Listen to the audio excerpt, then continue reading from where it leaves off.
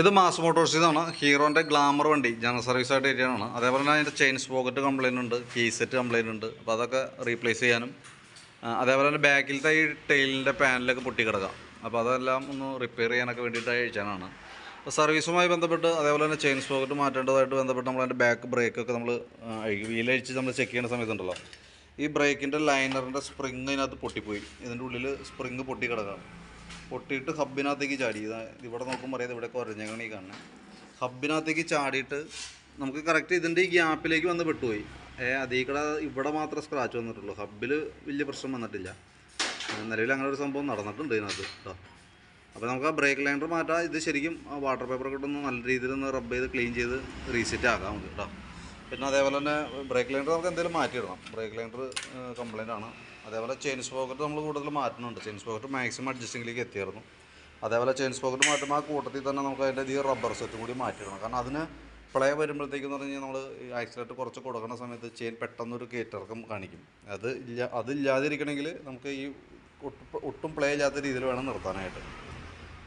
അപ്പോൾ ഈ ഓൾറെഡി ഇപ്പോൾ റബ്ബറിന് പ്ലേ ഉള്ളത് കൊണ്ട് തന്നെ അത് നമ്മൾ കൂട്ടത്തിൽ ഇടാം. കാരണം വേറെ പൊട്ടലും കാര്യങ്ങളും അല്ല, ശരിക്കും അത് ചതഞ്ഞിട്ട് ചെറിയ പ്ലേ കാണിക്കുന്നുണ്ട്. അപ്പോൾ അതുകൊണ്ട് കൈയോടെ അതും കൂടി മാറ്റിയിട്ടേക്കാം. പിന്നെ നമ്മളതിൻ്റെ എയർ ഫിൽറ്റർ നമ്മൾ അഴിച്ച് ചെക്ക് ചെയ്യുന്ന സമയത്തുണ്ടല്ലോ, എയർ ഫിൽറ്ററൊക്കെ ഫുള്ള് ബ്ലോക്കാണ്. ഇത് നമ്മൾ കറക്റ്റായിട്ട് സർവീസ് ചെയ്യാമെന്നുള്ളതുണ്ട്. ഇത് നമുക്ക് ജനറലായിട്ടുള്ള സർവീസ് ഇടയ്ക്ക് മിസ്സായി പോകുന്നുണ്ട്. അതൊന്ന് പ്രത്യേകം ശ്രദ്ധിക്കുക. നമുക്കെന്ന് പറഞ്ഞാൽ നല്ല ഓട്ടമുള്ള വണ്ടിയാണ്. അപ്പോൾ അതനുസരിച്ചിട്ട് കൃത്യമായിട്ട് നമ്മൾ കെയർ ചെയ്ത് കൊടുക്കണം. ഇതിപ്പോൾ എന്താ പറയുക, നമ്മൾ ഓയിൽ ചേഞ്ച് കാര്യങ്ങൾ ചെയ്ത് പോകണ്ടാവും, ബാക്കിയത്തെ നമ്മൾ മൈൻഡ് ചെയ്യേണ്ടാവില്ല. ഇത് നമ്മൾ നോക്കുമ്പോൾ കാരണം ഇത്രയും ഫിൽറ്റർ ബ്ലോക്ക് ആവാനായിട്ടുള്ളൊരു ഗ്യാപ്പൊന്നും കൊടുക്കാറില്ല നമ്മൾ. അതിക്കും പറഞ്ഞാൽ നമ്മൾ മാറ്റി കളയലാണ് പതിവ്.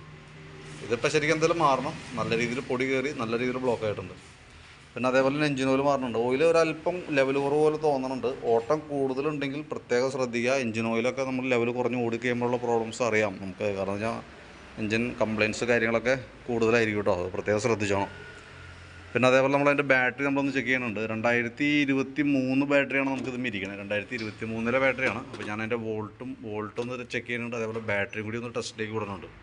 വോൾട്ട് ചെക്ക് ചെയ്യുമ്പോൾ നമുക്ക് 12.86 റേഞ്ചിൽ വോൾട്ട് കിട്ടുന്നുണ്ട്. ബാറ്ററി ഞാൻ ടെസ്റ്റിലേക്ക് കൊടുത്തിട്ടുണ്ട്. കറക്റ്റ് സ്റ്റാറ്റസ് നമുക്ക് ഇതിനകത്ത് കാണിക്കും. അപ്പോൾ നിലവിൽ ഓക്കെയാണ്, വേറെ പ്രോബ്ലം ഒന്നുമില്ല. ബാറ്ററിയുടെ ഇപ്പോഴത്തെ സ്റ്റാറ്റസ് ഓക്കെയാണ്, വേറെ പ്രശ്നങ്ങളൊന്നുമില്ല. പിന്നെ നമുക്ക് ഓൾറെഡി എയർ ഫിൽറ്റർ മാറ്റുമ്പോൾ അതിൻ്റെ കൂട്ടത്തിൽ തന്നെ നമുക്ക് അതിൻ്റെ സ്പാർക്ക് പ്ലഗും കൂടി നമുക്ക് മാറ്റേണ്ടതായിട്ടുണ്ട്. സ്പാർക്ക് പ്ലഗും കൂടി നമ്മൾ ചേഞ്ച് ചെയ്തിട്ട് വേണം ഇടാനായിട്ട്. കാരണം ഈ രണ്ട് ഐറ്റംസും എയർ ഫിൽറ്റർ ആയാലും പ്ലഗ് ആയാലും പരമാവധി നമുക്ക് ഉപയോഗിക്കാൻ പറ്റുന്നത്. ഇപ്പോൾ നമ്മൾ പുതിയത് ഇട്ടാൽ പോലും ഇപ്പോൾ നമ്മൾ പുതിയത് മാറ്റിയിടുന്നുണ്ട് കൂട്ടത്തിൽ കൂടെ. അത് മാറ്റിയിട്ടാൽ പോലും നമുക്ക് 10,000 കിലോമീറ്റർ കൂടുതലൊരു കാരണവശാലും ഓടിക്കരുത്. കാരണം ഞാൻ അത് മാത്രം അത്രേ ഉള്ളൂ അതിൻ്റെ ലൈഫ്. കാരണം അതിൽ കൂടുതൽ ഓടിക്കുമ്പോൾ വണ്ടി ഓടും പ്രശ്നമൊന്നുമില്ല. പക്ഷേ അതുമായി ബന്ധപ്പെട്ട് വരുന്ന കംപ്ലയിൻസുകൾ പിന്നെ പതുക്കെ ജനറേറ്റ് ചെയ്യാൻ തുടങ്ങും. നമുക്കത് അറിയാൻ പറ്റില്ല. എൻജിൻ ഹെഡിലൊക്കെ കരിയുടെ അളവ് കൂടും. ഓൾറെഡി കരി കൂടുതൽ വന്നാൽ സിലിണ്ടർ സ്ക്രാച്ച് കാര്യം ബോറ് സ്ക്രാച്ച് കാര്യങ്ങളൊക്കെ വരാനായിട്ടുള്ള സാധ്യതയുണ്ട്. അപ്പോൾ അതൊക്കെ ഒഴിവാക്കണമെന്നുണ്ടെങ്കിൽ കൃത്യമായിട്ടുള്ള ടൈമിങ്ങളിൽ എയർ ഫിൽറ്റർ പ്ലഗ് മാറ്റാമെന്നുള്ളതാണ്. അപ്പോൾ അത് നമുക്ക് ഇതെന്ന് പറയുന്നത് നല്ല ഓട്ടമുള്ള വണ്ടിയാണ്. അപ്പോൾ അത് നമ്മൾ അതനുസരിച്ചിട്ട് വേണം കൃത്യമായിട്ട് നമ്മളത് ചെയ്തു കൊടുക്കണം. പിന്നെ നമ്മളതിൻ്റെ ഫ്രണ്ട് ബ്രേക്കൊക്കെ നമ്മളൊന്ന് അഴിച്ച് ചെക്ക് ചെയ്യുന്നുണ്ട്. ബ്രേക്ക് പാഡും കൂടി കൂട്ടത്തിൽ മാറ്റിയിടാം. കാരണം നിസ്സാരം കൂടി ഉപയോഗിക്കാനുണ്ട്. പക്ഷേ പ്രോബ്ലം എന്താണെന്ന് വെച്ചാൽ ഇതിപ്പോൾ നമ്മൾ ഈ രീതിയിൽ തന്നു വിട്ടാൽ അടുത്ത സർവീസ് വരെ എന്തെങ്കിലും ഓടില്ല. പിന്നെ നമുക്കാണെങ്കിൽ നല്ല രീതിയിലുള്ള ഓട്ടം ഉള്ളതാണ്. അപ്പോൾ ബ്രേക്ക് പാഡ് അതല്ലെങ്കിൽ നമുക്കിപ്പോൾ സാധാരണ ഇടയ്ക്ക് വന്നിട്ട് മാറ്റിയാലും മതി. പക്ഷേ നമ്മളുടെ ഒരു സ്വഭാവം, ഓട്ടത്തിൻ്റെ സ്വഭാവം, വണ്ടിയുടെ ഓട്ടത്തിൻ്റെ സ്വഭാവം വെച്ചിട്ട് തന്നു വിട്ട് കഴിഞ്ഞാൽ മിക്കവാറും പ്ലേറ്റ് അടക്കം കാട്ടിക്കളയും.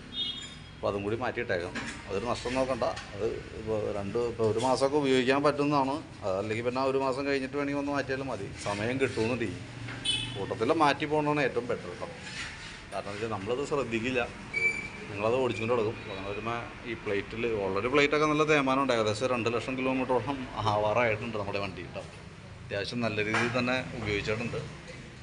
പിന്നെ നമുക്ക് അതിൻ്റെ കീ സെറ്റ് കംപ്ലയിൻ്റ് ഉണ്ട്. കീ സെറ്റായിട്ടാണ് വരാം. നമുക്ക് ഏകദേശം ഒരു 1000 രൂപ താഴെ തന്നെ ഉണ്ട്. 900-950 രൂപ ആയിട്ട് തന്നെ. അതായത് കീ സെറ്റ്, ടാങ്കിൻ്റെ, ഇവിടെ തന്നെ ലോക്കറിൻ്റെ, സീറ്റിൻ്റെ എല്ലാം അടക്കമുള്ളൊരു കിറ്റായിട്ടാണ് നമുക്കത് വരാം. അപ്പോൾ അത് മാറ്റിയിടുന്ന ദിവസം പറഞ്ഞിട്ടുണ്ടായിരുന്നു. അതും കൂടി നമുക്ക് കൂട്ടത്തിൽ മാറ്റിയിട്ടേക്കാം. അപ്പോൾ ഞാൻ അതിൻ്റെ ഏകദേശം ഒരു എസ്റ്റിമേറ്റ് എത്ര വരുമെന്ന് നോക്കിയിട്ട് അതിൻ്റെ ഡീറ്റെയിൽസ് വാട്സാപ്പിലേക്ക് ഒന്ന് ഷെയർ ചെയ്തിട്ടേക്കാം. അതായത് നമുക്ക് ചെയിൻ സ്പോക്കറ്റ് വന്നിട്ടുണ്ട്, വീലിൻ്റെ ഡാമ്പർ റബ്ബർ വന്നിട്ടുണ്ട്, അതേപോലെ ബ്രേക്ക് ലൈനർ വന്നിട്ടുണ്ട്, engine oil, air filter plug, key set, front ബ്രേക്കിൻ്റെ പാഡ് സെറ്റ്, അതും കൂടി മുമ്പ് കൂട്ടത്തിൽ മാറ്റിയിടുന്നുണ്ട്. കാരണം വെച്ച് കഴിഞ്ഞാൽ അതല്ലെങ്കിൽ അതങ്ങനെ കിടന്ന് ഓടി വീണ്ടും കംപ്ലയിൻറ്റ്സ് കൂടുതൽ കാണിക്കും.